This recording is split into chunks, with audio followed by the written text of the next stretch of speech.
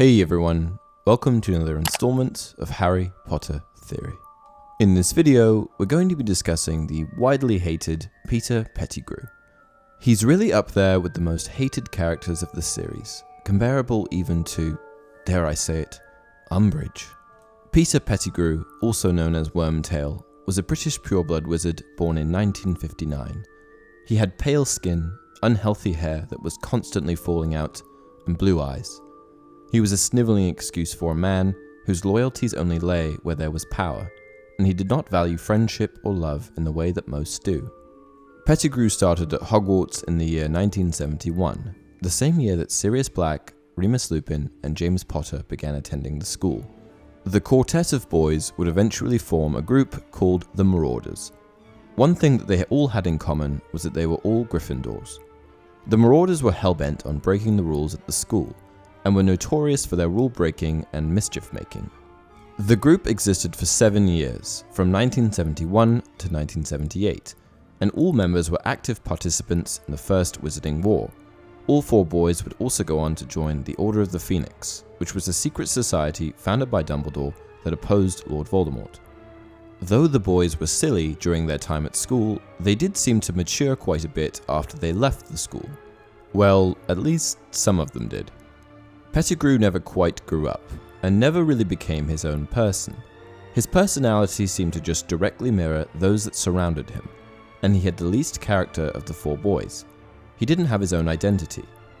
Though he joined the Order of the Phoenix along with the other Marauders, Peter ended up having a bit of an ulterior motive.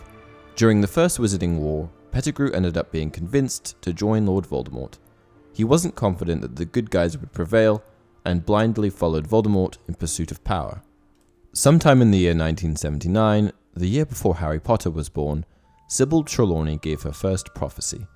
This prophecy was told in the presence of Dumbledore during her application to become divination professor at Hogwarts. The prophecy was as follows: "The one with the power to vanquish the Dark Lord approaches, born to those who have thrice defied him, born as the 7th month dies. And the Dark Lord will mark him as his equal. But he will have power the Dark Lord knows not, and either must die at the hand of the other, for neither can live while the other survives. The one with the power to vanquish the Dark Lord will be born as the 7th month dies."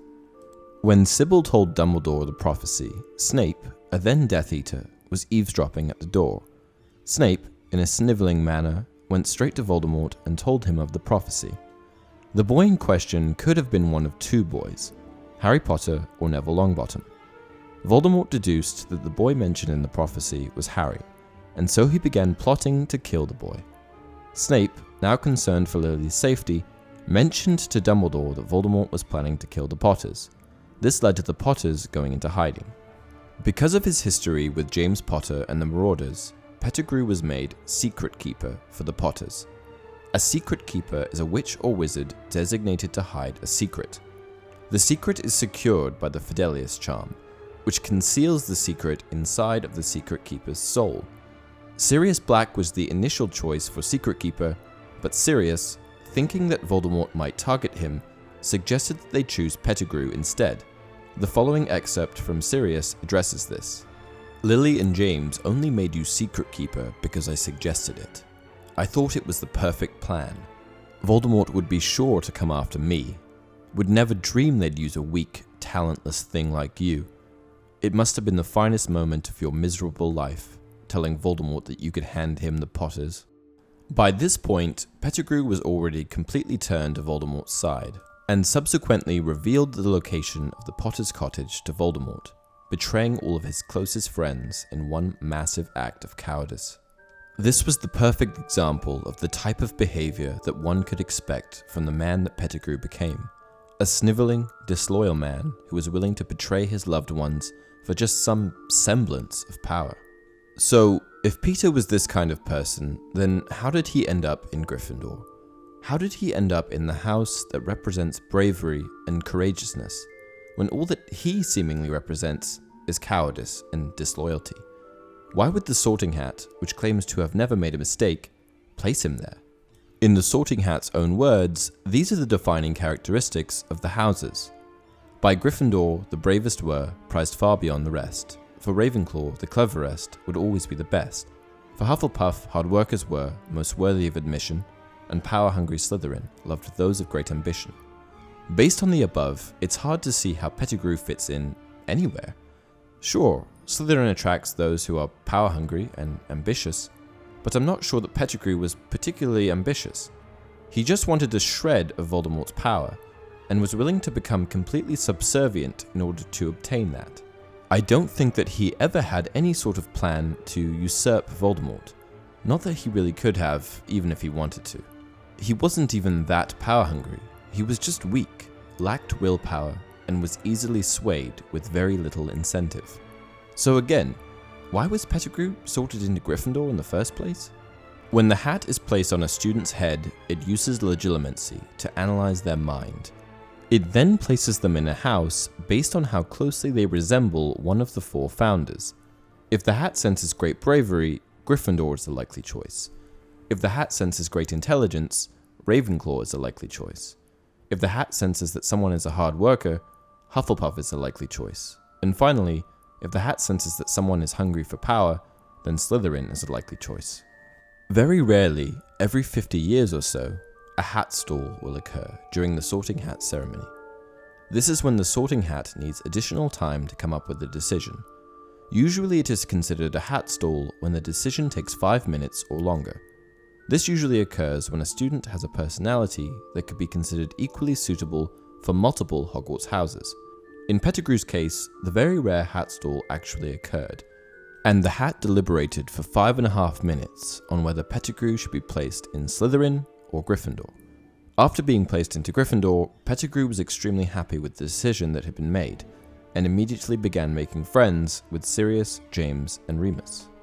Pettigrew being a hat stall indicates that he possessed equal traits from Gryffindor and Slytherin, and by placing Pettigrew in Gryffindor, the sorting hat must have recognized potential in Pettigrew that he perhaps never reached. What this means is that the hat recognized something deep down inside of Pettigrew that we never ended up witnessing. As we know, the hat can detect nascent qualities in a student, and generally places them in the house that will challenge them the most, putting their character to the test.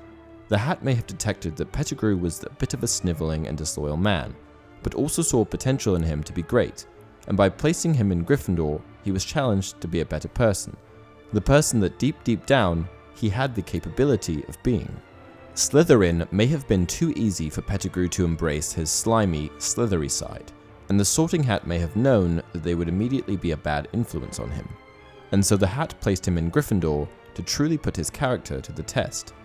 One thing that I want to address is, why are we so certain that Pettigrew never displayed any kind of bravery? As we know, one of the defining characteristics of Gryffindor is bravery.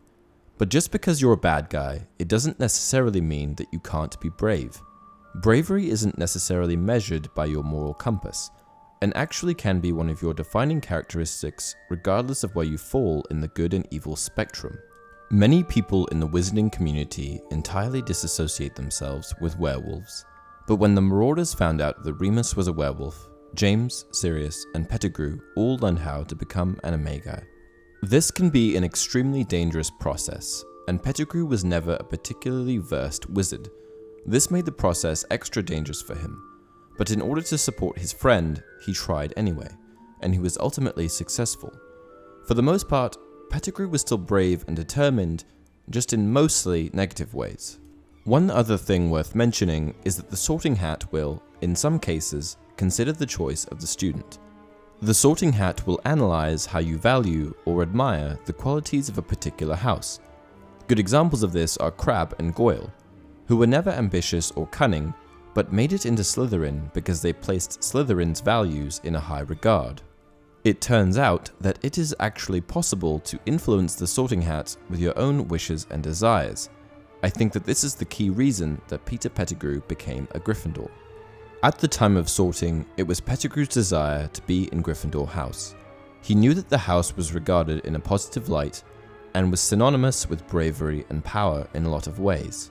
Perhaps power was what Pettigrew ultimately sought, but he just became misguided later in life on how he would actually achieve that power. His character was weak, which was his ultimate downfall, and in a weird way, Pettigrew was sort of brave because he was willing to do dangerous things for whoever he followed, whether it was the good guys or the bad guys. Pettigrew was a spy for Voldemort for over a year before his true colors were revealed, and as much as I don't like to admit it, this would require some level of bravery. After all, what if the Order found out? In his schoolboy days, the Marauders were popular and held power at school, so he followed their cause, even if it meant breaking some rules.